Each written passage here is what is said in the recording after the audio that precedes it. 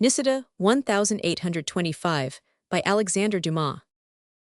Our readers, tempted by the Italian proverb about seeing Naples and then dying, were to ask us what is the most favorable moment for visiting the enchanted city, we should advise them to land at the Mole, or at Mergellina, on a fine summer day, and at the hour when some solemn procession is moving out of the cathedral. Nothing can give an idea of the profound and simple-hearted emotion of this populace, which has enough poetry in its soul to believe in its own happiness. The whole town adorns herself and attires herself like a bride for her wedding. The dark facades of marble and granite disappear beneath hangings of silk and festoons of flowers. The wealthy display their dazzling luxury. The poor drape themselves proudly in their rags. Everything is light, harmony, and perfume. The sound is like the hum of an immense hive, interrupted by a thousand-fold outcry of joy impossible to describe. The bells repeat their sonorous sequences in every key. The arcades echo afar with the triumphal marches of military bands. The sellers of sherbet and watermelons sing out their deafening flourish from throats of copper. People form into groups. They meet, question, gesticulate. There are gleaming looks, eloquent gestures, picturesque attitudes. There is a general animation, an unknown charm, an indefinable intoxication. Earth is very near to heaven, and it is easy to understand that, if God were to banish death from this delightful spot, the Neapolitans would desire no other paradise. The story that we are about to tell opens with one of these magical pictures. It was the day of the Assumption in the year 1825. The sun had been up some 4 or 5 hours, and the long Via de Forcella, lighted from end to end by its slanting rays, cut the town in two like a ribbon of watered silk. The lava pavement, carefully cleaned, shone like any mosaic, and the royal troops, with their proudly waving plumes, made a double living hedge on each side of the street. The balconies, windows, and terraces, the stands with their unsubstantial balustrades, and the wooden galleries set up during the night, were loaded with spectators, and looked not unlike the boxes of a theater. An immense crowd, forming a medley of the brightest colors, invaded the reserved space and broke through the military barriers, here and there, like an overflowing torrent. These intrepid sightseers, nailed to their places, would have waited half their lives without giving the least sign of impatience. At last, about noon, a cannon shot was heard, and a cry of general satisfaction followed it. It was the signal that the procession had crossed the threshold of the church. In the same moment, a charge of carabineers swept off the people who were obstructing the middle of the street. The regiments of the line opened floodgates for the overflowing crowd, and soon nothing remained on the causeway but some scared dog, shouted at by the people, hunted off by the soldiers, and fleeing at full speed. The procession came out through the Via di Vescovado. First came the guilds of merchants and craftsmen, the hatters, weavers, bakers, butchers, cutlers, and goldsmiths. They wore the prescribed dress, black coats, knee breeches, low shoes, and silver buckles. As the countenances of these gentlemen offered nothing very interesting to the multitude, whisperings arose, little by little, among the spectators. Then some bold spirits ventured a jest or two upon the fattest or the baldest of the townsmen, and at last the boldest of the Lazzaroni slipped between the soldiers' legs to collect the wax that was running down from the lighted tapers. After the craftsmen, the religious orders marched past, from the Dominicans to the Carthusians, from the Carmelites to the Capuchins. They advanced slowly, their eyes cast down, their step austere, their hands on their hearts. Some faces were rubicund and shining, with large cheek-bones and rounded chins, Herculean heads upon bull necks. Some, thin and livid, with cheeks hollowed by suffering and penitence, and with the look of living ghosts. In short, here were the two sides of monastic life. At this moment, Nunziata and Gelsomina, two charming damsels, taking advantage of an old corporal's politeness, pushed forward their pretty heads into the first rank. The break in the line was conspicuous, but the sly warrior seemed just a little lax in the matter of discipline. "Oh, there is Father Bruno," said Gelsomina suddenly. "Good day, Father Bruno." "Hush, cousin, people do not talk to the procession." "How absurd, he is my confessor. May I not say good morning to my confessor?" "Silence, chatterboxes." "Who was that spoke?" "Oh, my dear, it was Brother Cucuzza, the begging friar." "Where is he, where is he?" "There he is, along there, laughing into his beard. How bold he is." "Ah, God in heaven, if we were to dream of him." While the two cousins were pouring out endless comments upon the Capuchins and their beards, the capes of the canons, and the surplices of the seminarists, the feroci, came running across from the other side to re-establish order with the help of their gun stocks. "By the blood of my patron saint," cried a stentorian voice, "if I catch you between my finger and thumb, I will straighten your back for the rest of your days. Who are you falling out with, Gennaro?" "With this accursed hunchback, who has been worrying my back for the last hour, as though he could see through it." "It is a shame," returned the hunchback in a tone of lamentation. "I have been here since last night. I slept out of doors to keep my place, and here is this abominable giant comes to stick himself in front of me like an obelisk." The hunchback was lying like a Jew, but the crowd rose unanimously against the obelisk. He was, in one way, their superior, and majorities are always made up of pygmies. "Hi, come down from your stand." "Hi, get off your pedestal." "Off with your hat." "Down with your head." "Sit down." "Lie down."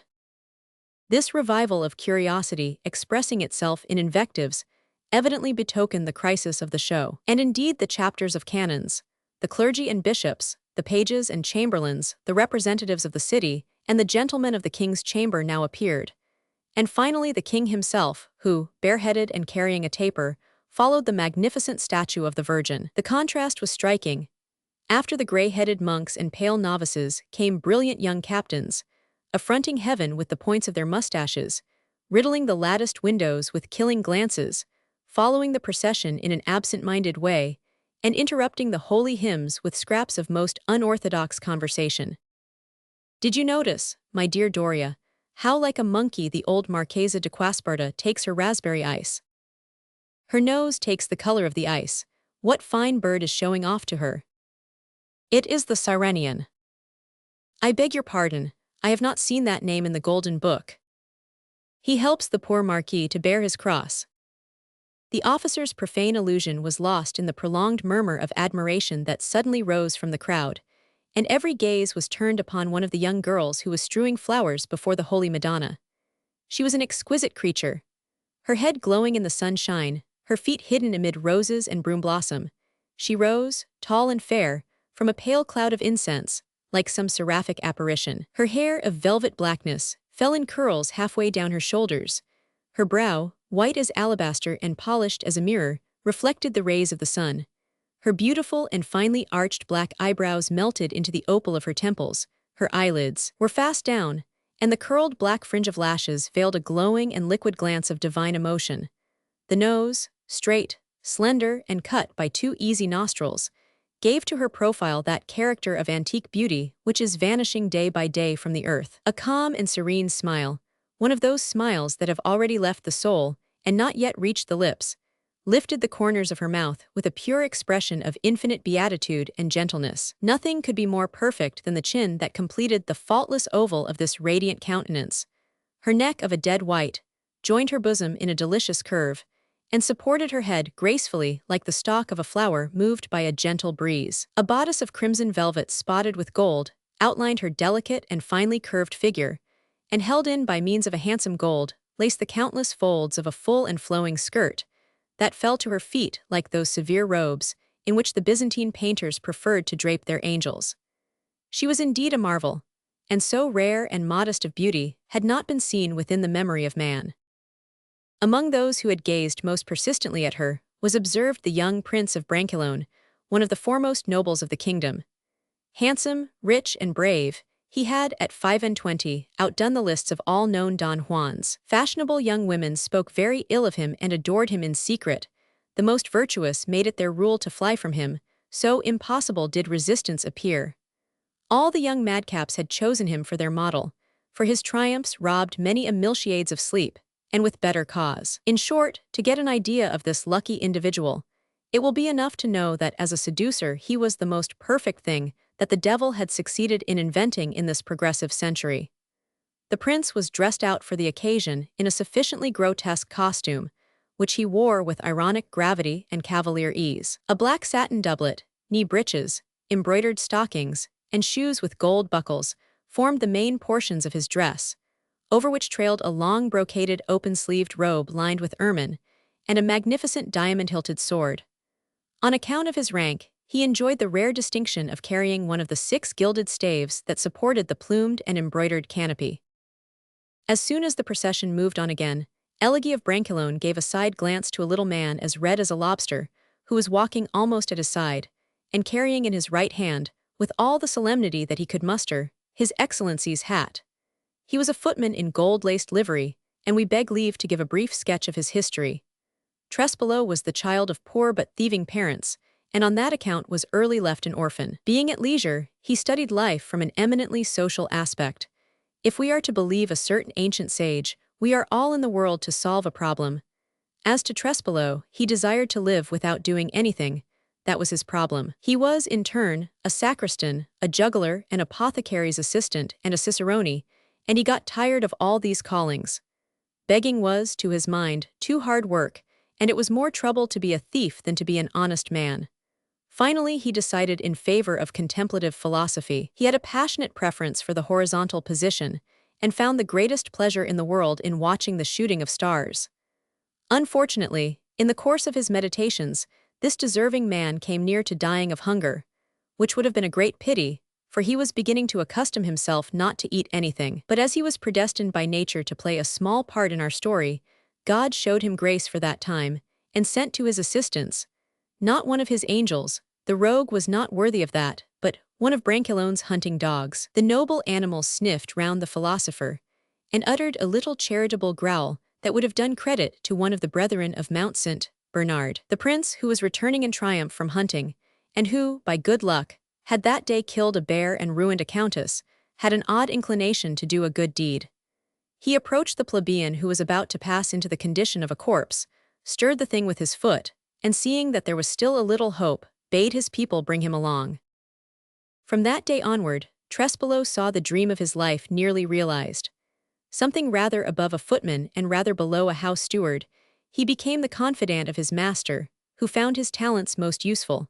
For this Trespolo was as sharp as a demon, and almost as artful as a woman. The prince, who, like an intelligent man as he was, had divined that genius is naturally indolent, asked nothing of him but advice.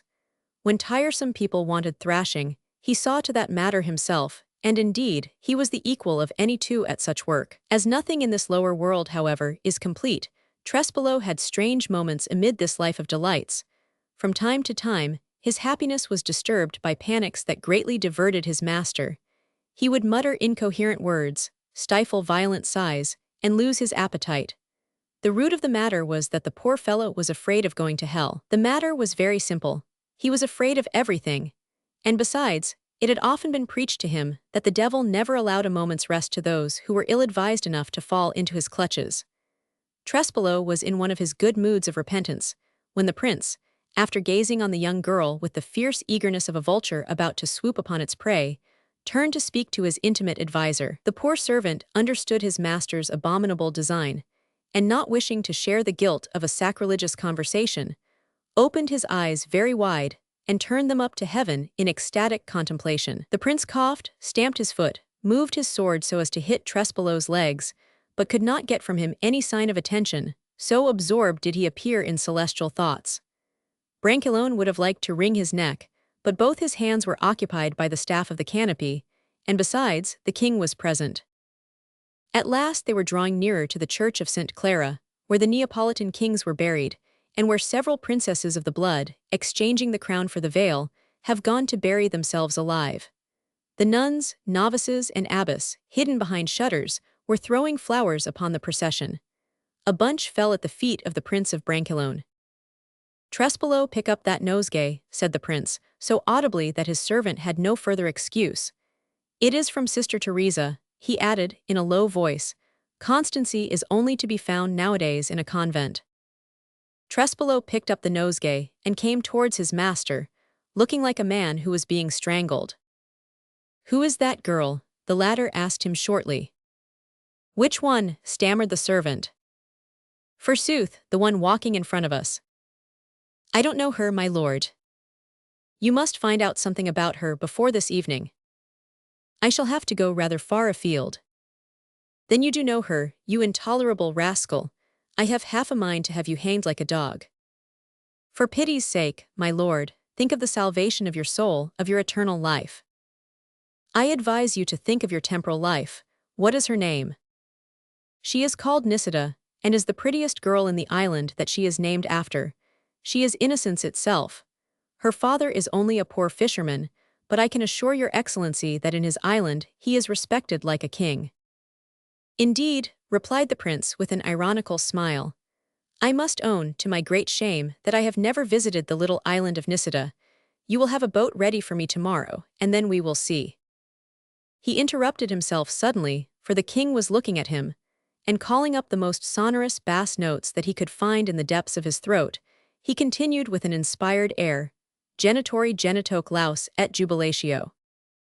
Amen, replied the serving man in a ringing voice. NISIDA, the beloved daughter of Solomon, the fisherman, was, as we have said, the loveliest flower of the island from which she derived her name. That island is the most charming spot, the most delicious nook with which we are acquainted. It is a basket of greenery set delicately amid the pure and transparent waters of the Gulf, a hill wooded with orange trees and oleanders, and crowned at the summit by a marble castle. All around extends the fairy-like prospect of that immense amphitheater, one of the mightiest wonders of creation. There lies Naples, the voluptuous siren, reclining carelessly on the seashore. There, Portici, Castellamare, and Sorrento, the very names of which awaken in the imagination a thousand thoughts of poetry and love. There are Posilippo, Baiae, Puisalli, and those vast plains, where the ancients fancied their Elysium, sacred solitudes which one might suppose peopled by the men of former days, where the earth echoes underfoot like an empty grave, and the air has unknown sounds and strange melodies. Solomon's hut stood in that part of the island which, turning its back to the capital, beholds afar the blue crests of Capri. Nothing could be simpler or brighter. The brick walls were hung with ivy greener than emeralds, and enameled with white bellflowers. On the ground floor was a fairly spacious apartment, in which the men slept and the family took their meals. On the floor above was NISIDA's little maidenly room, full of coolness, shadows, and mystery, and lighted by a single casement that looked over the Gulf.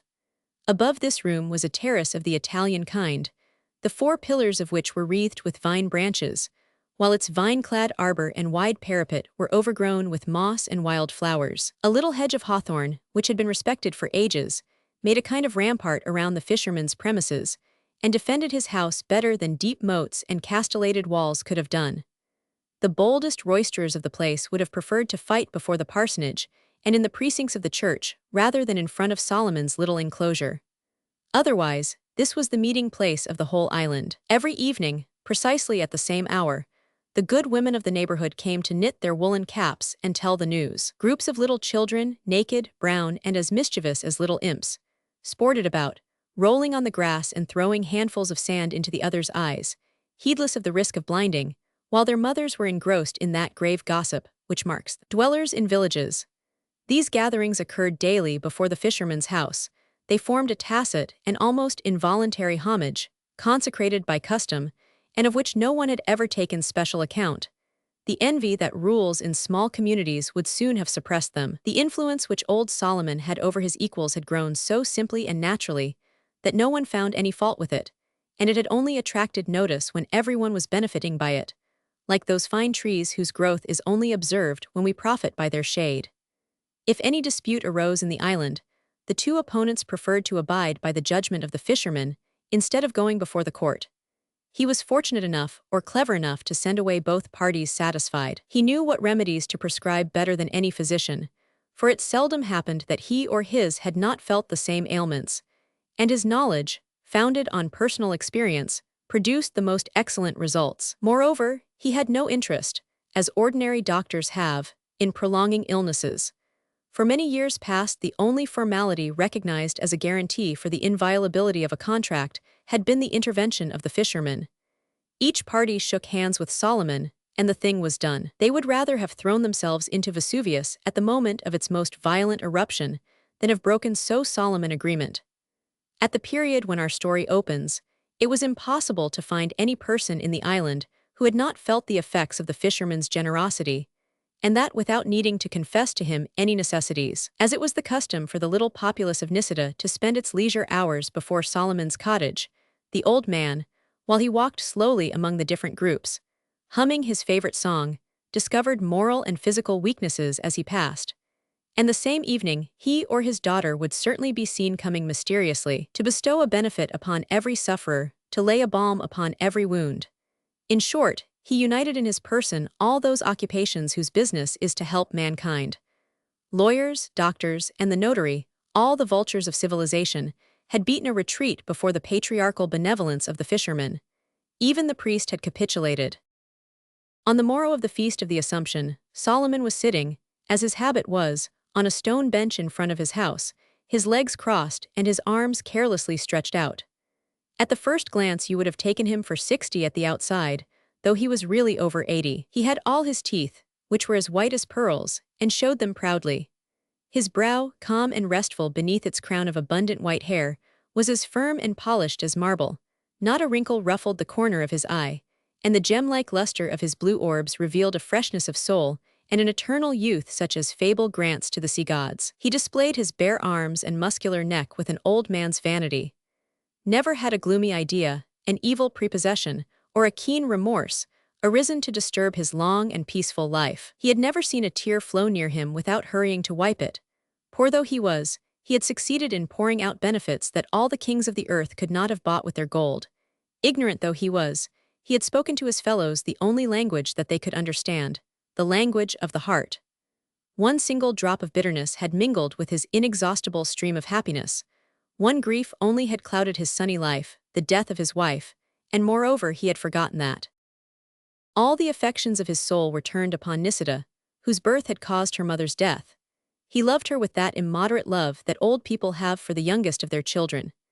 At the present moment, he was gazing upon her with an air of profound rapture, and watching her come and go, as she now joined the groups of children, and scolded them for games too dangerous or too noisy. Now seated herself on the grass beside their mothers, and took part with grave and thoughtful interest in their talk. NISIDA was more beautiful thus than she had been the day before. With the vaporous cloud of perfume that had folded her round from head to foot, had disappeared all that mystic poetry which put a sort of constraint upon her admirers, and obliged them to lower their glances. She had become a daughter of Eve again, without losing anything of her charm. Simply dressed, as she usually was on work days, she was distinguishable among her companions only by her amazing beauty and by the dazzling whiteness of her skin. Her beautiful black hair was twisted in plaits around the little dagger of chased silver that has lately been imported into Paris, by that right of conquest which the pretty women of Paris have over the fashions of all countries, like the English over the sea. NISIDA was adored by her young friends. All the mothers had adopted her with pride. She was the glory of the island. The opinion of her superiority was shared by everyone to such a degree that if some bold young man, forgetting the distance which divided him from the maiden, dared speak a little too loudly of his pretensions, he became the laughingstock of his companions. Even the past masters of tarantella dancing were out of countenance before the daughter of Solomon, and did not dare to seek her as a partner. Only a few singers from Amalfi or Sorrento, attracted by the rare beauty of this angelic creature, ventured to sigh out their passion, carefully veiled beneath the most delicate allusions. But they seldom reached the last verse of their song. At every sound they stopped short, threw down their triangles and their mandolins, and took flight like scared nightingales. One only had courage enough or passion enough to brave the mockery. This was Bastiano, the most formidable diver of that coast. He also sang, but with a deep and hollow voice. His chant was mournful and his melodies full of sadness. He never accompanied himself upon any instrument, and never retired without concluding his song. That day he was gloomier than usual. He was standing upright, as though by enchantment, upon a bare and slippery rock, and he cast scornful glances upon the women who were looking at him and laughing. The sun, which was plunging into the sea like a globe of fire, shed its light full upon his stern features, and the evening breeze, as it lightly rippled the billows, set the fluttering reeds waving at his feet. Absorbed by dark thoughts, he sang, in the musical language of his country, these sad words. O window, that wert used to shine in the night like an open eye, how dark thou art! Alas, alas, my poor sister is ill. Her mother, all in tears, stoops towards me and says, Thy poor sister is dead and buried. Jesus, Jesus, have pity on me, you stab me to the heart. Tell me, good neighbors, how it happened. Repeat to me her last words. She had a burning thirst, and refused to drink, because thou wast not there to give her water from thy hand. O my sister, O my sister. She refused her mother's kiss, because thou wast not there to embrace her. O my sister, O my sister! She wept until her last breath, because thou wast not there to dry her tears. O my sister, O my sister! We placed on her brow her wreath of orange flowers, we covered her with a veil as white as snow, we laid her gently in her coffin. Thanks, good neighbors, I will go and be with her. 2 angels came down from heaven, and bore her away on their wings. Mary Magdalene came to meet her at the gate of heaven. Thanks, good neighbors, I will go and be with her. There, she was seated in a place of glory, a chaplet of rubies was given to her, and she is singing her rosary with the Virgin. Thanks, good neighbors, I will go and be with her. As he finished the last words of his melancholy refrain, he flung himself from the top of his rock into the sea, as though he really desired to engulf himself. NISIDA and the other women gave a cry of terror, for during some minutes the diver failed to reappear upon the surface. Are you out of your senses? Cried a young man who had suddenly appeared, unobserved among the women. Why, what are you afraid of? You know very well that Bastiano is always doing things of this sort. But do not be alarmed, all the fishes in the Mediterranean will be drowned before any harm comes to him. Water is his natural element. Good day, sister, good day, father. The young fisherman kissed NISIDA on the forehead, drew near to his father, and bowing his handsome head before him, took off his red cap and respectfully kissed the old man's hand. He came thus to ask his blessing every evening before putting out to sea, where he often spent the night fishing from his boat. May God bless thee, my Gabriel, said the old man in a tone of emotion as he slowly passed his hand over his son's black curls, and a tear came into his eye. Then, rising solemnly and addressing the groups around him, he added in a voice full of dignity and of gentleness, Come, my children, it is time to separate, the young to work, the old to rest, there is the Angelus ringing. Everybody knelt, and after a short prayer each went on his way. NISIDA, after having given her father the last daily attentions, went up to her room, replenished the oil in the lamp that burned day and night before the Virgin, and leaning her elbow on the window ledge, divided the branches of jasmine which hung like perfumed curtains, began to gaze out at the sea, and seemed lost in a deep, sweet reverie. At this very time, a little boat, rowed silently by 2 oarsmen, touched shore on the other side of the island. It had become quite dark. A little man first landed cautiously, and respectfully offered his hand to another individual, who, scorning that feeble support, leapt easily ashore. Well, knave, he cried, are my looks to your taste? Your lordship is perfect. I flatter myself I am. It is true that, in order to make the transformation complete, I chose the very oldest coat that displayed its rags in a Jew's shop. Your lordship looks like a heathen god engaged in a love affair. Jupiter has sheathed his thunderbolts, and Apollo has pocketed his rays. A truce to your mythology, and to begin with, I forbid you to call me your lordship. Yes, your lordship. If my information that I have procured during the day is correct, the house must be on the other side of the island, in a most remote and lonely spot.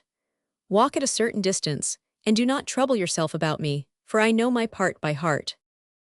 The young Prince of Brancaleone, whom, in spite of the darkness of the night, our readers will already have recognized, advanced towards the fisherman's house, with as little noise as possible, walked up and down several times upon the shore, and after having briefly reconnoitered the place that he wished to attack, waited quietly for the moon to rise and light up the scene that he had prepared. He was not obliged to exercise his patience very long, for the darkness gradually disappeared, and Solomon's little house was bathed in silvery light. Then he approached with timid steps, lifted towards the casement a look of entreaty, and began to sigh with all the power of his lungs. The young girl, called suddenly from her meditations by the appearance of this strange person, raised herself sharply and prepared to close the shutters. Stay, charming NISIDA, cried the prince, in the manner of a man overcome by irresistible passion. What do you want with me, signor? Answered the maiden, amazed to hear herself called by name. To adore you as a Madonna is adored, and to make you aware of my size. NISIDA looked at him steadily, and after a moment or two of reflection, asked suddenly, as though in response to some secret thought, Do you belong to this country, or are you a foreigner? I arrived in this island, replied the prince without hesitation, at the moment when the sun was writing his farewell to the earth, and dipping the rays that serves as his pen into the shadow that serves as his inkstand. "And who are you?" returned the young girl, not at all understanding these strange words.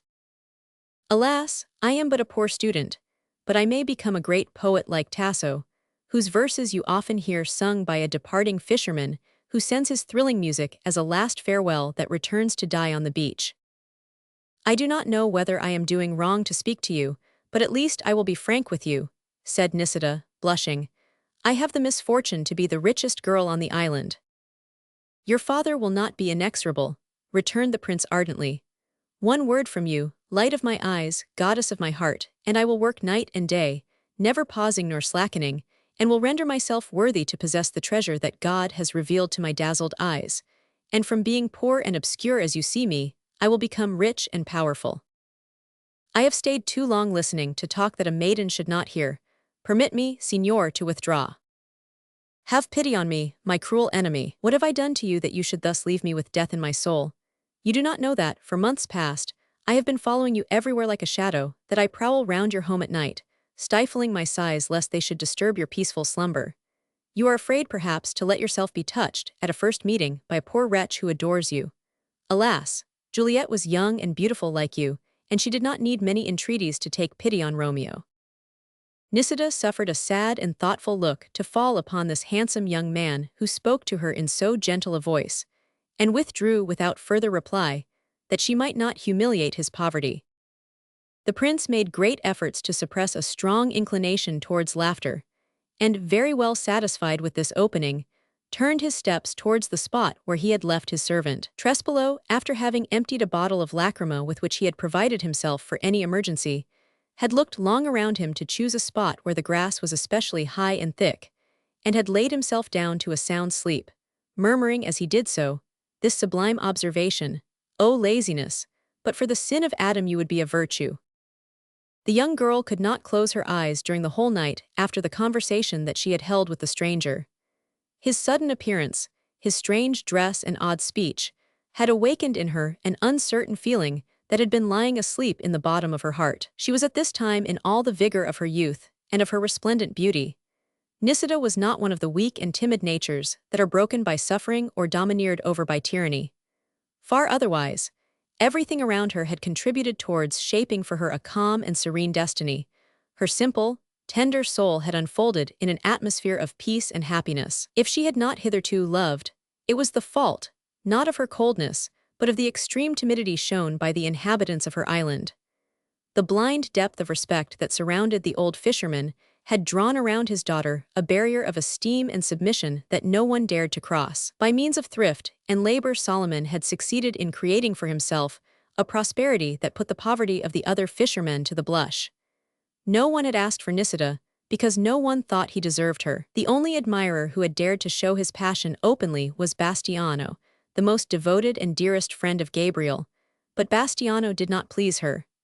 So, trusting in her beauty, upheld by the mysterious hope that never deserts youth, she had resigned herself to wait, like some princess who knows that her betrothed will come from a far country.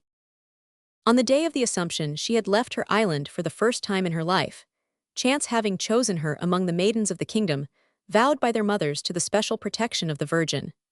But overwhelmed by the weight of a position so new to her, blushing and confused under the eyes of an immense crowd, she had scarcely dared to raise her wondering looks, and the splendors of the town had passed before her like a dream, leaving but a vague remembrance. When she perceived the presence of this handsome young man, so slenderly and elegantly built, whose noble and calm demeanor contrasted with the timidity and awkwardness of her other admirers, she felt herself inwardly disturbed, and no doubt she would have believed that her prince had come if she had been unpleasantly struck by the poverty of his dress. She had nevertheless allowed herself to listen to him longer than she ought to have done, and she drew back with her bosom heavy, her cheek on fire, and her heart rent by an ache that was both dull and sharp. "If my father does not wish me to marry him," she said to herself, tormented by the first remorseful feeling of her life, "I shall have done wrong to speak to him, and yet he is so handsome." Then she knelt before the Virgin, who was her only confidant, the poor child having never known her mother, and tried to tell her the torments of her soul, but she could not achieve her prayer. The thoughts became entangled within her brain, and she surprised herself uttering strange words. But assuredly, the Holy Virgin must have taken pity upon her lovely devotee, for she rose with the impression of a consoling thought, resolved to confide everything to her father. "I cannot have a moment's doubt," she said to herself as she unlaced her bodice, "of my father's affection. Well then, if he forbids me to speak to him, it will be for my good. And indeed, I have seen him but this once," she added as she threw herself upon the bed, "and now I think of it, I consider him very bold to dare to speak to me. I am almost inclined to laugh at him. How confidently he brought out his nonsense, how absurdly he rolled his eyes. They are really very fine, those eyes of his, and so is his mouth and his forehead and his hair. He does not suspect that I noticed his hands, which are really very white, when he raised them to heaven like a madman as he walked up and down by the sea. Come, come, is he going to prevent my sleeping? I will not see him again," she cried, drawing the sheet over her head like an angry child. Then she began to laugh to herself over her lover's dress, and meditated long upon what her companions would say to it. Suddenly her brow contracted painfully, a frightful thought had stolen into her mind, she shuddered from head to foot. "Suppose he were to think someone else prettier than me? Men are so foolish. Certainly, it is too hot, and I shall not sleep tonight." Then she sat up in her bed, and continued her monologue, which we will spare the reader till the morning. Scarcely had the first rays of light filtered through the interlacing branches of jasmine, and wavered into the room, when NISIDA dressed herself hurriedly, and went as usual to present her forehead to her father's kiss.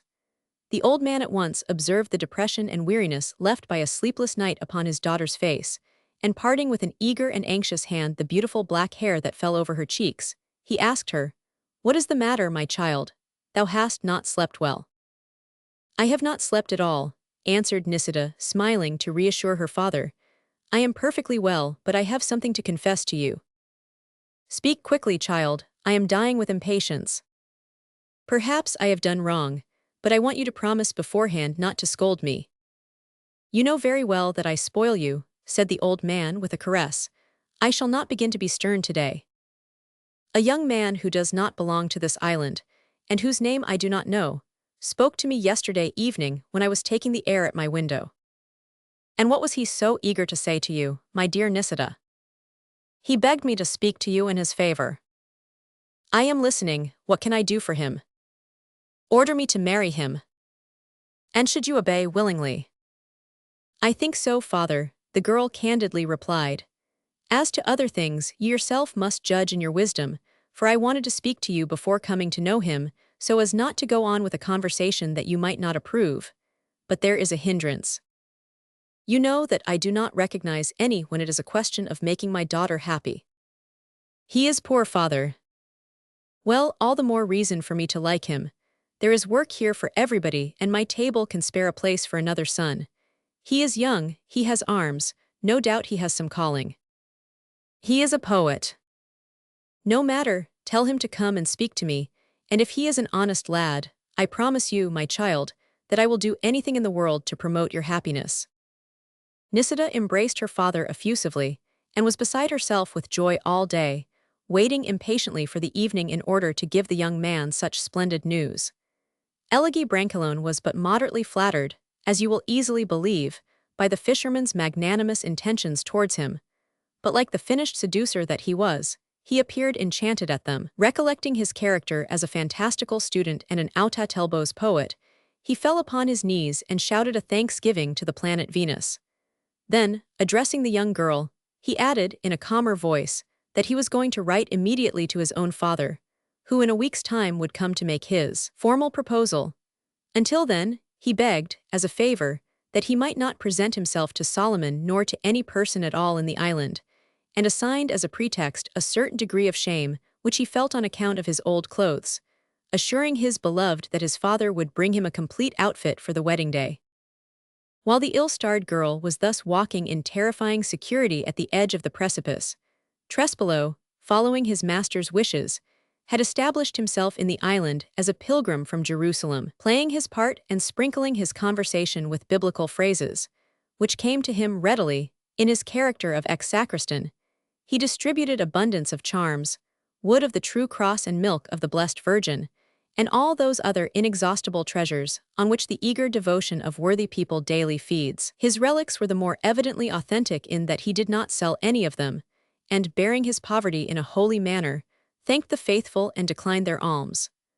Only, out of regard for the established virtue of Solomon, he had consented to break bread with the fisherman, and went to take meals with him with the regularity of a cenobite. His abstinence aroused universal surprise.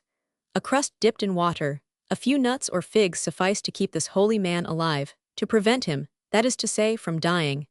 Furthermore, he entertained NISIDA by his tales of his travels and by his mysterious predictions. Unfortunately, he only appeared towards evening, for he spent the rest of the day in austerities and in prayers, in other words, in drinking like a Turk and snoring like a buffalo. On the morning of the 7th day, after the promise given by the prince to the fisherman's daughter, Brancaleone came into his servant's room, and shaking him roughly, cried in his ear, "Up, odious marmot!" Trespolo, awakened suddenly, rubbed his eyes in alarm. The dead, sleeping peacefully at the bottom of their coffins, will be less annoyed at the last day when the trump of judgment comes to drag them from their slumbers. Fear having, however, immediately dispersed the dark clouds that overspread his countenance, he sat up, and asked with an appearance of bewilderment, "What is the matter, Your Excellency?" "The matter is that I will have you flayed alive a little, if you do not leave off that execrable habit of sleeping 20 hours in the day." "I was not asleep, Prince," cried the servant boldly as he sprang out of bed. "I was reflecting." "Listen to me," said the prince in a severe tone. "You were once employed, I believe, in a chemist's shop." "Yes, my lord, and I left because my employer had the scandalous barbarity to make me pound drugs, which tired my arms horribly. Here is a phial containing a solution of opium." "Mercy!" cried Trespolo, falling on his knees. "Get up, idiot, and pay great attention to what I am going to say to you. This little fool of a NISIDA persists in wanting me to speak to her father. I made her believe that I was going away this evening to fetch my papers. There is no time to lose. They know you very well at the fisherman's. You will pour this liquid into their wine. Your life will answer for your not giving them a larger dose than enough to produce a deep sleep. You will take care to prepare me a good ladder for tonight, after which you will go and wait for me in my boat, where you will find Numa and Bonnaroo. They have my orders. I shall not want you in scaling the fortress. I have my Campo Basso dagger." "But my lord," stammered Trespolo, astounded. "No difficulties," cried the prince, stamping his foot furiously, "or, by my father's death, I will cure you, once for all, of your scruples." And he turned on his heel with the air of a man who is certain that people will be very careful not to disobey his orders. The unhappy Trespolo fulfilled his master's injunctions punctually. With him fear was the guiding principle. That evening the fisherman's supper table was hopelessly dull, and the sham pilgrim tried in vain to enliven it by factitious cheerfulness. NISIDA was preoccupied by her lover's departure, and Solomon, sharing unconsciously in his daughter's grief, swallowed but a drop or two of wine, to avoid resisting the repeated urgency of his guest. Gabriel had set out in the morning for Sorrento and was not to return for 2 or 3 days. His absence tended to increase the old man's melancholy. As soon as Trespolo had retired, the fisherman yielded to his fatigue. NISIDA, with her arms hanging by her sides, her head heavy and her heart oppressed by a sad presentiment, had scarcely strength to go up to her room, and after having mechanically trimmed the lamp, sank on her bed as pale and stiff as a corpse. The storm was breaking out with violence, one of those terrible storms seen only in the south, when the congregated clouds, parting suddenly, shed torrents of rain and of hail, and threaten another deluge. The roar of the thunder drew nearer and was like the noise of a cannonade. The gulf, lately so calm and smooth that the island was reflected as in a mirror, had suddenly darkened. The furiously leaping waves flung themselves together like wild horses. The island quaked, shaken by terrible shocks. Even the boldest fishermen had drawn their boats ashore, and, shut within their cabins, encouraged as best they could their frightened wives and children. Amid the deep darkness that overspread the sea, NISIDA's lamp could be seen gleaming clear and limpid, as it burned before the Madonna. 2 boats without rudders, sails, or oars, tossed by the waves, beaten by the winds, were whirling above the abyss. 2 men were in these 2 boats, their muscles tense, their breasts bare, their hair flying. They gazed haughtily on the sea and braved the tempest. "Once more, I beg you," cried one of these men, "fear not for me, Gabriel. I promise you that with my 2 broken oars and a little perseverance I shall get to Torah before daybreak." "You are mad, Bastiano.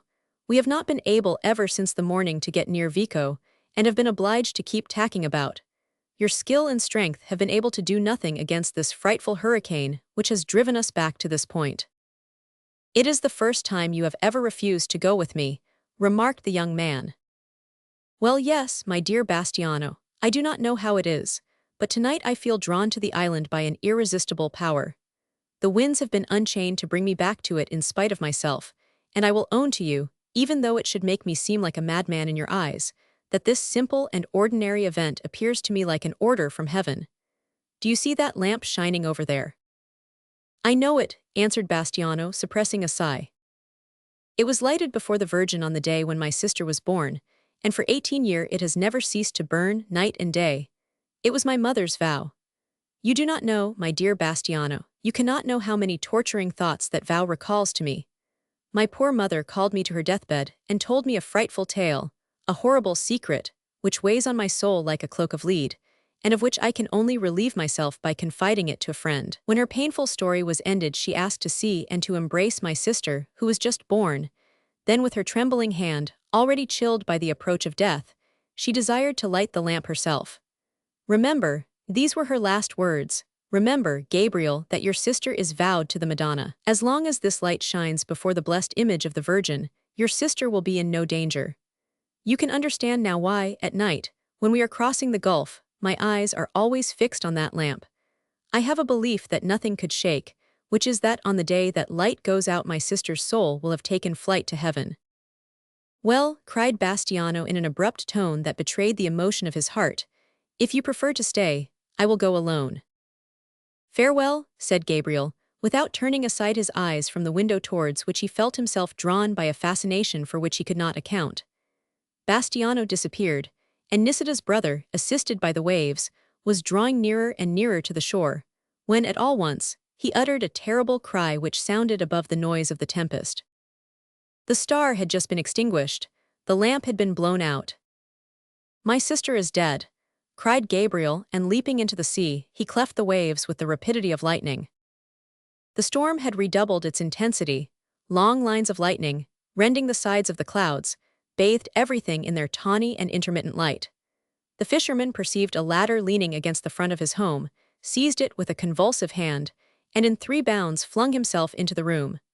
The prince felt himself strangely moved on making his way into this pure and silent retreat. The calm and gentle gaze of the Virgin who seemed to be protecting the rest of the sleeping girl, that perfume of innocence shed around the maidenly couch, that lamp, open-eyed amid the shadows, like a soul in prayer, had inspired the seducer with an unknown distress. Irritated by what he called an absurd cowardice, he had extinguished the obtrusive light, and was advancing towards the bed, and addressing unspoken reproaches to himself, when Gabriel swooped upon him with a wounded tiger's fierce gnashing of the teeth. Brancaleone, by a bold and rapid movement that showed no common degree of skill and bravery, while struggling in the grasp of his powerful adversary, drew forth in his right hand a long dagger with a fine barbed blade. Gabriel smiled scornfully, snatched the weapon from him, and even as he stooped to break it across his knee, gave the prince a furious blow with his head that made him stagger and sent him rolling on the floor, 3 paces away. Then, leaning over his poor sister and gazing on her with hungry eyes by the passing gleam of a flash, dead, he repeated, wringing his arms in despair, dead. In the fearful paroxysm that compressed his throat, he could find no other words to assuage his rage or to pour forth his woe. His hair, which the storm had flattened, rose on his head, the marrow of his bones was chilled, and he felt his tears rush back upon his heart. It was a terrible moment. He forgot that the murderer still lived. The prince, however, whose admirable composure did not for a moment desert him, had risen, bruised and bleeding. Pale and trembling with rage, he sought everywhere for a weapon with which to avenge himself. Gabriel returned towards him gloomier and more ominous than ever, and grasping his neck with an iron hand, dragged him into the room where the old man was sleeping. "Father, father, father," he cried in a piercing voice, "here is the bastard who has just murdered Nisida." The old man, who had drunk but a few drops of the narcotic potion, was awakened by this cry which echoed through his soul. He arose as though moved by a spring, flung off his coverings, and with that promptitude of action that God has bestowed upon mothers in moments of danger, even up to his daughter's room, found a light, knelt on the edge of the bed, and began to test his child's pulse and watch her breathing with mortal anxiety. All this had passed in less time than we have taken in telling it. Brancaleone, by an unheard-of effort, had freed himself from the hands of the young fisherman, and suddenly resuming his princely pride, said in a loud voice, "You shall not kill me without listening to me." Gabriel would have overwhelmed him with bitter reproaches, but unable to utter a single word, he burst into tears. "Your sister is not dead," said the prince with cold dignity. "She is merely asleep. You can assure yourself of it, and meanwhile I undertake, upon my honor, not to move a single step away." These words were pronounced with such an accent of truth that the fisherman was struck by them. An unexpected gleam of hope suddenly dawned in his thoughts. He cast upon the stranger a glance of hate and distrust, and muttered in a muffled voice, "Do not flatter yourself, in any case, that you will be able to escape me." Then he went up to his sister's room, and approaching the old man, asked tremblingly, "Well, father?"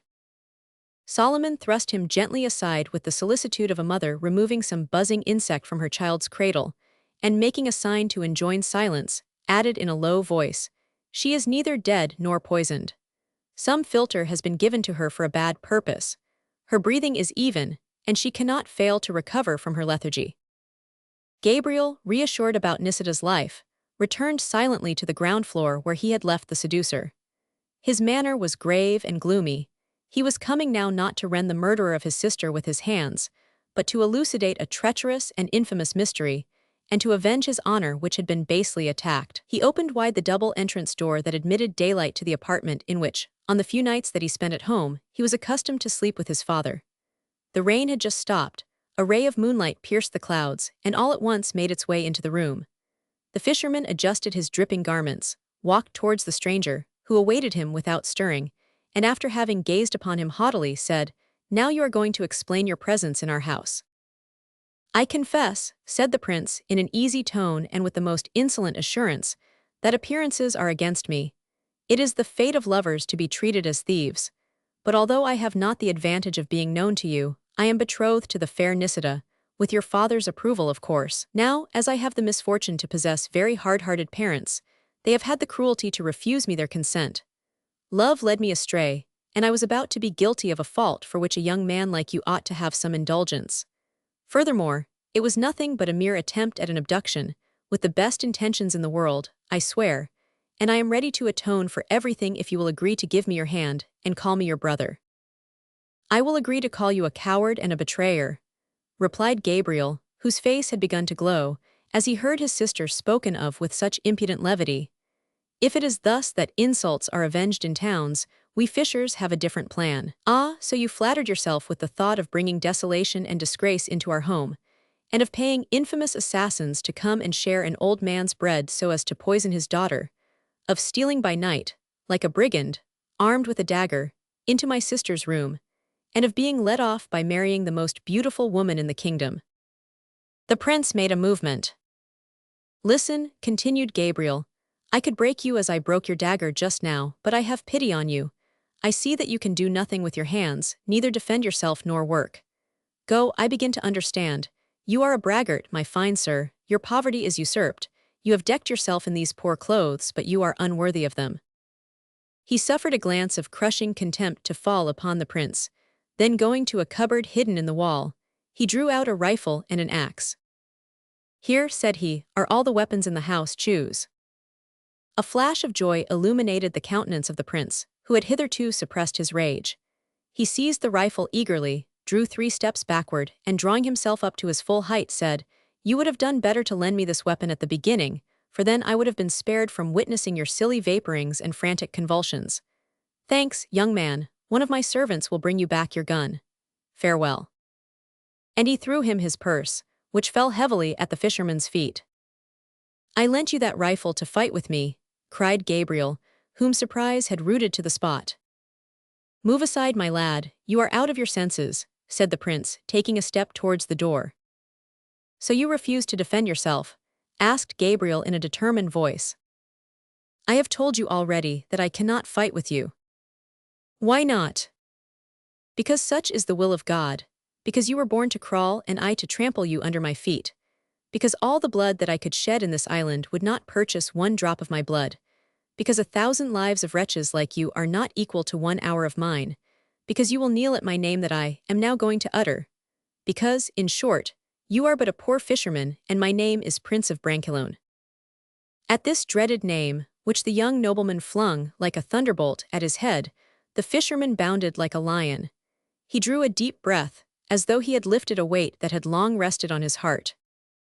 "Ah," he cried, "you have given yourself into my hands, my lord. Between the poor fisherman and the all-powerful prince there is a debt of blood. You shall pay for yourself and for your father. We are going to settle our accounts, your excellency," he added, rising his axe over the head of the prince who was aiming at him.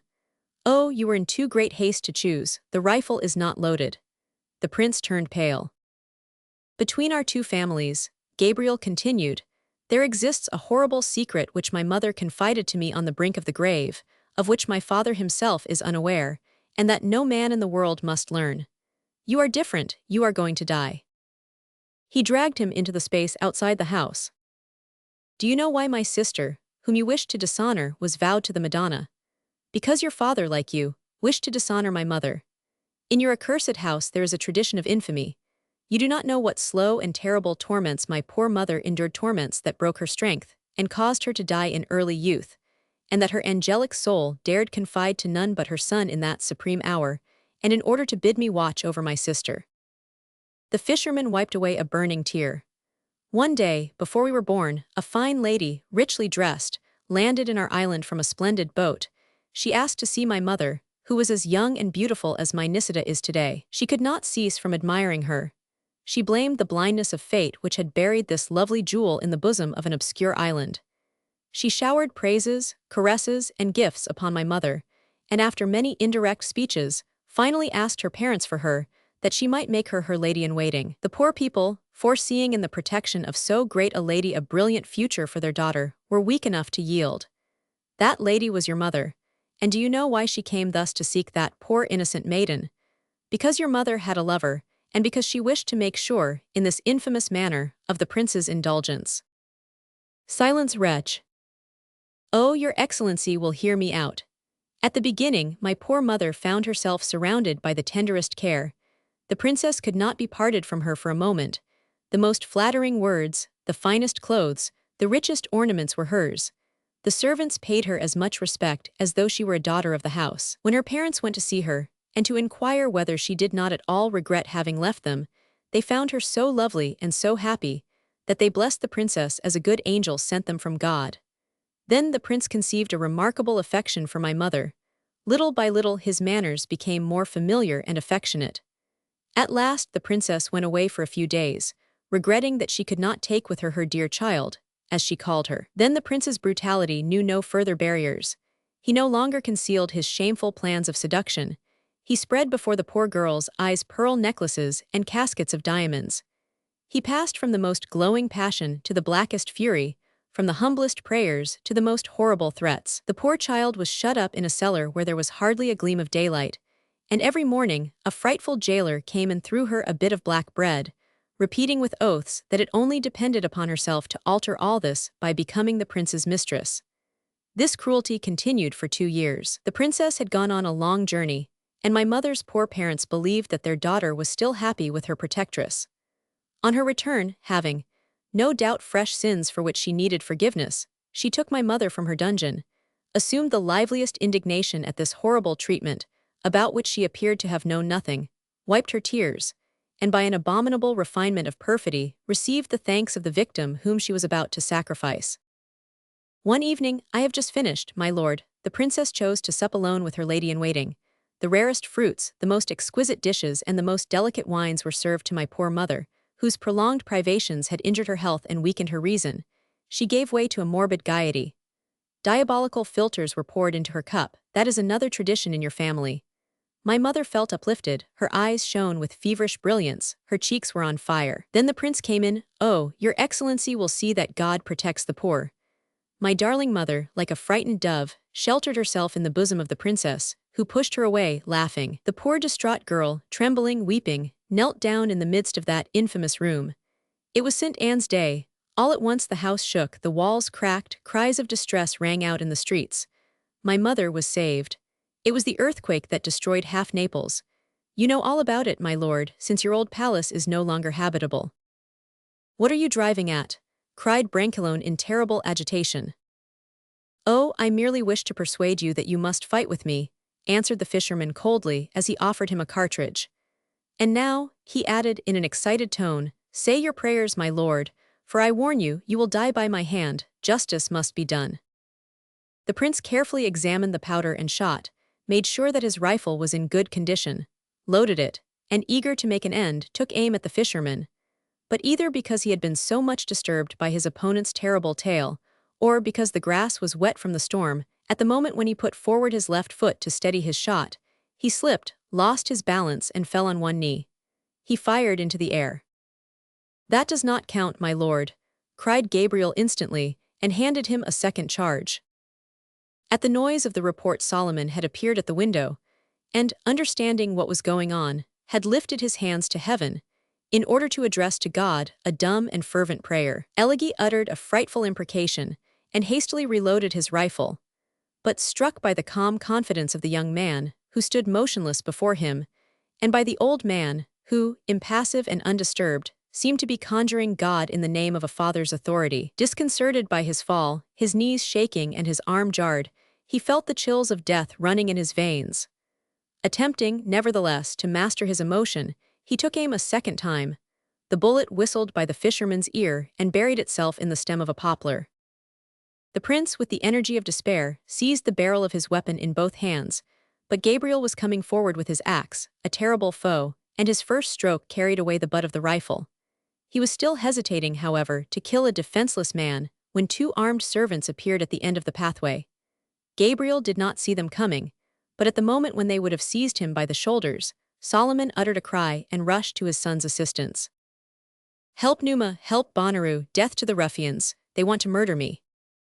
You lie, Prince of Brancaleone, cried Gabriel, and with one blow of the axe he cleft his skull. The two bravos who were coming to their master's assistance, when they saw him fall, took flight. Solomon and his son went up to NISIDA's room. The young girl had just shaken off her heavy slumber, a slight perspiration moistened her brow, and she opened her eyes slowly to the dawning day. Why are you looking at me in that way, father? She said, her mind still wandering a little, and she passed her hand over her forehead. The old man embraced her tenderly. You have just passed through a great danger, my poor NISIDA, said he. Arise, and let us give thanks to the Madonna. Then all three, kneeling before the sacred image of the Virgin, began to recite litanies. But at that very instant a noise of arms sounded in the enclosure. The house was surrounded by soldiers, and a lieutenant of gendarmes, seizing Gabriel, said in a loud voice, In the name of the law, I arrest you for the murder that you have just committed upon the person of His Excellency and illustrious Lordship, the Prince of Brancaleone. NISIDA, struck by these words, remained pale and motionless like a marble statue kneeling on a tomb. Gabriel was already preparing to make an unreasoning resistance when a gesture from his father stopped him. Signor Tenant, said the old man, addressing himself to the officer, my son killed the prince in lawful defense, for the latter had scaled our house and made his way in at night and with arms in his hand. The proofs are before your eyes. Here is a ladder set up against the window, and here, he proceeded, picking up the two pieces of the broken blade, is a dagger with the Brancaleone arms. However, we do not refuse to follow you. The last words of the fisherman were drowned by cries of down with the Esbury, down with the gendarmes, which were repeated in every direction. The whole island was up in arms, and the fisherfolk would have suffered themselves to be cut up to the last man before allowing a single hair of Solomon or of his son to be touched.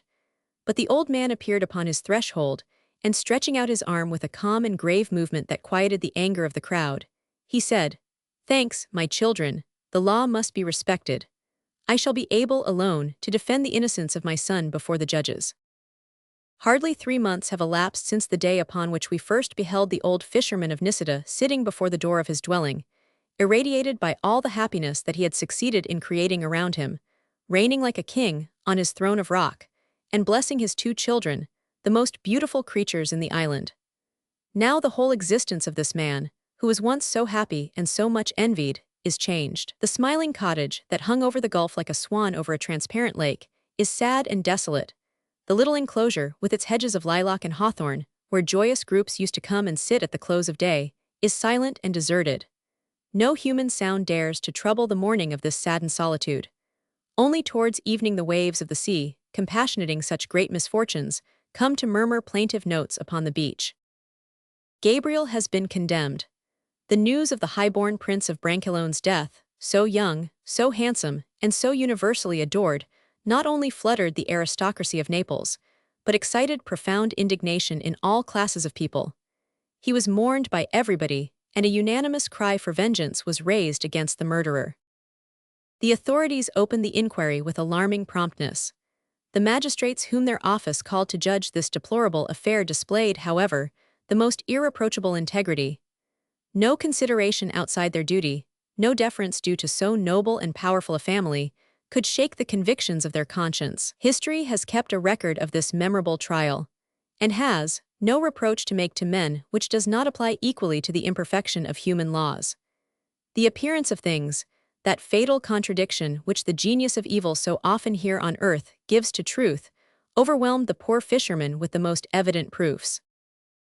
Trespolo, in whom fear had destroyed all scruples, being first examined, as having been the young prince's confidant, declared with cool impudence that, his master having shown a wish to escape for a few days from the importunities of a young married lady whose passion was beginning to tire him, had followed him to the island with 3 or 4 of his most faithful servants, and that he himself had adopted the disguise of a pilgrim, not wishing to betray his excellencies incognito to the fisher people, who would certainly have tormented so powerful a person by all sorts of petitions. 2 local watchmen, who had happened to be on the hillside at the moment of the crime, gave evidence that confirmed the valet's lengthy statement.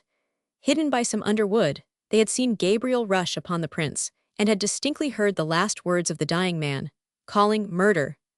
All the witnesses, even those summoned at the request of the prisoner, made his case worse by their statements, which they tried to make favorable. Thus the court, with its usual perspicacity and its infallible certainty, succeeded in establishing the fact that Prince Elegy of Branchilone, having taken a temporary dislike to town life, had retired to the little island of Nisida, there to give himself up peaceably to the pleasure of fishing, for which he had at all times had a particular predilection. A proof appeared among the documents of the case that the prince had regularly been present every other year at the tunny fishing on his property at Palermo, that when once he was thus hidden in the island, Gabriel might have recognized him, having gone with his sister to the procession a few days before, and had, no doubt, planned to murder him. On the day before the night of the crime, the absence of Gabriel and the discomposure of his father and sister had been remarked. Towards evening the prince had dismissed his servant, and gone out alone, as his custom was, to walk by the seashore. Surprised by the storm and not knowing the byways of the island, he had wandered round the fisherman's house, seeking a shelter. Then Gabriel, encouraged by the darkness and by the noise of the tempest, which seemed likely to cover the cries of his victim, had, after prolonged hesitation, resolved to commit his crime, and having fired 2 shots at the unfortunate young man without succeeding in wounding him, had put an end to him by blows of the axe. Lastly, at the moment when, with Solomon's assistance, he was about to throw the body into the sea, the prince's servants having appeared, they had gone up to the girl's room, and, inventing their absurd tale, had cast themselves on their knees before the Virgin, in order to mislead the authorities. All the circumstances that poor Solomon cited in his son's favor turned against him. The ladder at Nisida's window belonged to the fisherman. The dagger which young Branchilone always carried upon him to defend himself had evidently been taken from him after his death, and Gabriel had hastened to break it, so as to destroy, to the best of his power, the traces of his crime. Bastiano's evidence did not receive a minute's consideration. He, to destroy the idea of premeditation, declared that the young fisherman had left him only at the moment when the storm broke over the island. But in the first place, the young diver was known to be Gabriel's most devoted friend and his sister's warmest admirer. And in the second, he had been seen to land at Tora during the same hour in which he had affirmed that he was near to Nisida. As for the prince's passion for the poor peasant girl, the magistrates simply shrugged their shoulders at the ridiculous assertion of that, and especially at the young girl's alleged resistance and the extreme measures to which the prince was supposed to have resorted to conquer the virtue of Nisida. Elegy of Branchilone was so young, so handsome, so seductive, and at the same time so cool amid his successes, that he had never been suspected of violence, except in getting rid of his mistresses. Finally, an overwhelming and unanswerable proof overthrew all the arguments for the defense. Under the fisherman's bed had been found a purse with the branchiolone arms, full of gold, the purse which, if our readers remember, the prince had flung as a last insult at Gabriel's feet. The old man did not lose heart at this fabric of lies. After the pleadings of the advocates whose ruinous eloquence he had bought with heavy gold, he defended his son himself, and put so much truth, so much passion, and so many tears into his speech, that the whole audience was moved, and 3 of the judges voted for an acquittal, but the majority was against it, and the fatal verdict was pronounced. The news at once spread throughout the little island, and caused the deepest dejection there. The fishers who, at the first eruption of force, had risen as one man to defend their comrade's cause, bowed their heads without a murmur before the unquestioned authority of a legal judgment. Solomon received unflinchingly the stab that pierced his heart. No sigh escaped his breast, no tear came to his eyes, his wound did not bleed. Since his son's arrest, he had sold all he possessed in the world, even the little silver cross left by his wife at her death, even the pearl necklace that flattered his fatherly pride, by losing its whiteness against his dear Nisida's throat. The pieces of gold gained by the sale of these things he had sewn into his coarse woolen cap, and had established himself in the city. He ate nothing but the bread thrown to him by the pity of passers-by, and slept on the steps of churches or at the magistrate's door. To estimate at its full value the heroic courage of this unhappy father, one must take a general view of the whole extent of his misfortune. Overwhelmed by age and grief, he looked forward with solemn calmness to the terrible moment which would bear his son, a few days before him, to the grave. His sharpest agony was the thought of the shame that would envelop his family. The first scaffold erected in that gently mannered island would arise for Gabriel, and that ignominious punishment tarnish the whole population and imprint upon it the first brand of disgrace. By a sad transition, which yet comes so easily in the destiny of man, the poor father grew to long for those moments of danger at which he had formerly trembled, those moments in which his son might have died nobly. And now all was lost. A long life of work, of abnegation, and of good deeds, a pure and stainless reputation that had extended beyond the gulf into distant countries, and the traditional admiration, rising almost to worship, of several generations. All these things only served to deepen the pit into which the fisherman had fallen, at one blow, from his kingly height. Good fame, that divine halo without which nothing here on earth is sacred, had disappeared. Men no longer dared to defend the poor wretch, they pitied him. His name would soon carry horror with it, and Nisida, poor orphan, would be nothing to anyone but the sister of a man who had been condemned to death. Even Bastiano turned away his face and wept. Thus, when every respite was over, when poor Solomon's every attempt had failed, people in the town who saw him smile strangely, as though under the obsession of some fixed idea, said to one another that the old man had lost his reason. Gabriel saw his last day dawn, serenely and calmly. His sleep had been deep, he awoke full of unknown joy. A cheerful ray of sunlight, falling through the loophole, wavered over the fine golden straw in his cell. An autumn breeze playing around him brought an agreeable coolness to his brow and stirred in his long hair. The jailer, who while he had had him in his charge had always behaved humanely, struck by his happy looks, hesitated to announce the priest's visit, in fear of calling the poor prisoner from his dream. Gabriel received the news with pleasure. He conversed for 2 hours with the good priest, and shed sweet tears on receiving the last absolution. The priest left the prison with tears in his eyes, declaring aloud that he had never in his life met with a more beautiful, pure, resigned, and courageous spirit. The fisherman was still under the influence of this consoling emotion when his sister entered.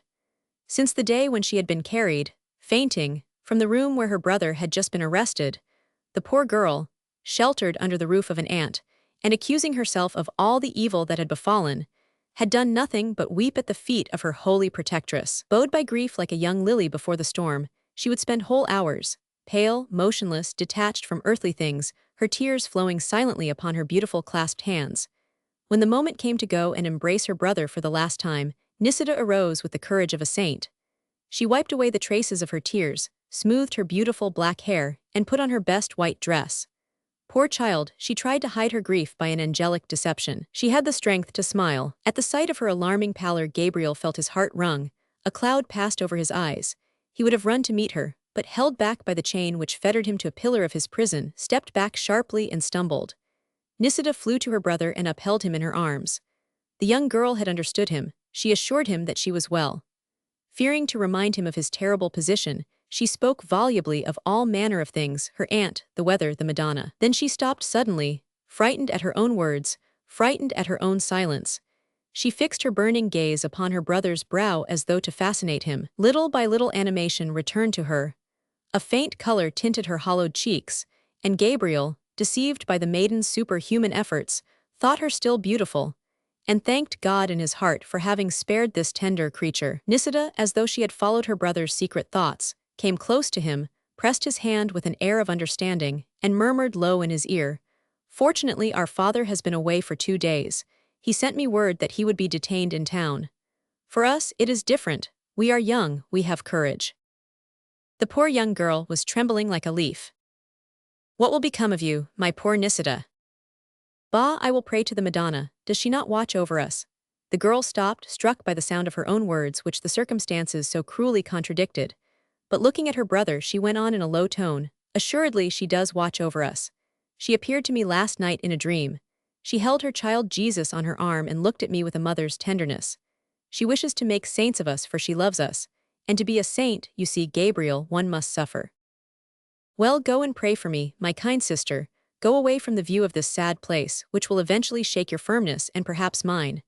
Go, we shall see each other again in heaven above, where our mother is waiting for us, our mother whom you have not known, and to whom I shall often speak of you. Farewell, my sister, until we meet again." And he kissed her on the forehead. The young girl called up all her strength into her heart for this supreme moment. She walked with a firm step. Having reached the threshold, she turned round and waved him a farewell, preventing herself by a nervous contraction from bursting into tears. But as soon as she was in the corridor, a sob broke from her bosom, and Gabriel, who heard it echo from the vaulted roof, thought that his heart would break. Then he threw himself on his knees, and lifting his hands to heaven cried, "I have finished suffering, I have nothing more that holds me to life. I thank thee, my God. Thou hast kept my father away, and hast been willing to spare the poor old man a grief that would have been beyond his strength." It was at the hour of noon, after having exhausted every possible means, poured out his gold to the last piece, and embraced the knees of the lowest serving man, that Solomon the fisherman took his way to his son's prison. His brow was so woebegone that the guards drew back, seized with pity, and the jailer wept as he closed the door of the cell upon him. The old man remained some moments without advancing a step, absorbed in contemplation of his son. By the tawny gleam of his eye might be divined that the soul of the man was moved at that instant by some dark project. He seemed nevertheless struck by the beauty of Gabriel's face. 3 months in prison had restored to his skin the whiteness that the sun had turned brown. His fine dark hair fell in curls around his neck. His eyes rested on his father with a liquid and brilliant gaze. Never had this head been so beautiful as now, when it was to fall. "Alas, my poor son," said the old man, "there is no hope left, you must die." "I know it," answered Gabriel in a tone of tender reproach, "and it is not that which most afflicts me at this moment. But you, too, why do you wish to give me pain at your age? Why did you not stay in the town?" "In the town," the old man returned, "they have no pity. I cast myself at the king's feet, at everybody's feet. There is no pardon, no mercy for us. Well, in God's name, what is death to me? I meet it daily on the sea. My greatest, my only torment is the pain that they are causing you. And do you think, my Gabriel, that I only suffer in seeing you die? Oh, it is but a parting for a few days, I shall soon go to join you, but a darker sorrow weighs upon me. I am strong, I am a man." He stopped, fearing that he had said too much. Then drawing near to his son, he said in a tearful voice, "Forgive me, my Gabriel, I am the cause of your death. I ought to have killed the prince with my own hand. In our country, children and old men are not condemned to death. I am over 80 years old, I should have been pardoned. They told me that when with tears I asked pardon for you. Once more, forgive me, Gabriel. I thought my daughter was dead, I thought of nothing else. And besides, I did not know the law." "Father, father," cried Gabriel, touched, "what are you saying? I would have given my life 1,000 times over to purchase one day of yours. Since you are strong enough to be present at my last hour, fear not, you will not see me turn pale, your son will be worthy of you." "And he is to die, cried Solomon, striking his forehead in despair, and casting on the walls of the dungeon a look of fire that would fain have pierced them. "I am resigned, father," said Gabriel gently. "Did not Christ ascend the cross?" "Yes," murmured the old man in a muffled voice, "but he did not leave behind a sister dishonored by his death." These words, which escaped the old fisherman in spite of himself, threw a sudden and terrible light into the soul of Gabriel. For the first time he perceived all the infamous manner of his death: the shameless populace crowding round the scaffold, the hateful hand of the executioner taking him by the hair, and the drops of his blood besprinkling the white raiment of his sister, and covering her with shame. "Oh, if I could get a weapon!" cried Gabriel, his haggard eyes roaming around. "It is not the weapon that is lacking," answered Solomon, carrying his hand to the hilt of a dagger that he had hidden in his breast. "Then kill me, father," said Gabriel in a low tone, but with an irresistible accent of persuasion and entreaty. "Oh yes, I confess it now, the executioner's hand frightens me. My Nisida, my poor Nisida, I have seen her. She was here just now, as beautiful and as pale as the Madonna Dolorosa. She smiled to hide from me her sufferings. She was happy, poor girl, because she believed you away. Oh, how sweet it will be to me to die by your hand. You gave me life, take it back, father, since God will have it so. And Nisida will be saved. Oh, do not hesitate. It would be a cowardice on the part of both of us. She is my sister, she is your daughter." And seeing that his powerful will had subjugated the old man, he said, "Help, help, father," and offered his breast to the blow. The poor father lifted his hand to strike, but a mortal convulsion ran through all his limbs. He fell into his son's arms, and both burst into tears. "Poor father," said Gabriel, "I ought to have foreseen that. Give me that dagger and turn away. I am young and my arm will not tremble." "Oh no," returned Solomon solemnly, "no, my son, for then you would be a suicide. Let your soul ascend to heaven pure. God will give me his strength. Moreover, we have time yet." And a last ray of hope shone in the eyes of the fisherman.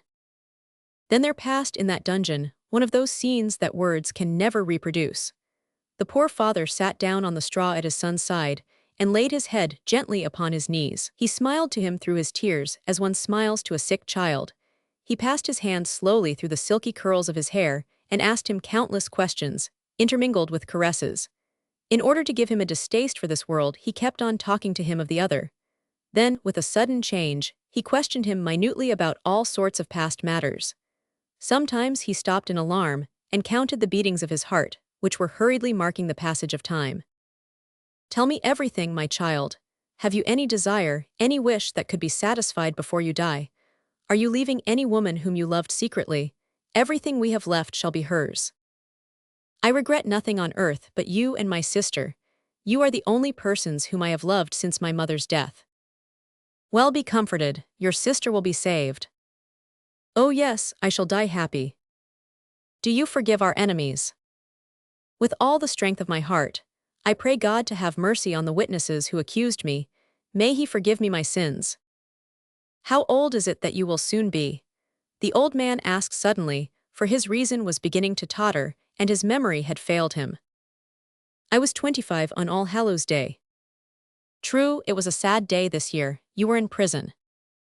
Do you remember how, 5 years ago, on that same day, I got the prize in the regatta at Venice? Tell me about that, my child." And he listened, his neck stretched forward, his mouth half open, his hands in his son's. A sound of steps came in from the corridor, and a dull knock was struck upon the door. It was the fatal hour. The poor father had forgotten it. The priest had already begun to sing the death hymn. The executioner was ready, the procession had set out, when Solomon the fisherman appeared suddenly on the threshold of the prison, his eyes aflame and his brow radiant with the halo of the patriarchs. The old man drew himself up to his full height, and raising in one hand the reddened knife, said in a sublime voice, "The sacrifice is fulfilled. God did not send his angel to stay the hand of Abraham." The crowd carried him in triumph. The details of this case are recorded in the archives of the criminal court at Naples. We have changed nothing in the age or position of the persons who appear in this narrative. One of the most celebrated advocates at the Neapolitan bar secured the acquittal of the old man.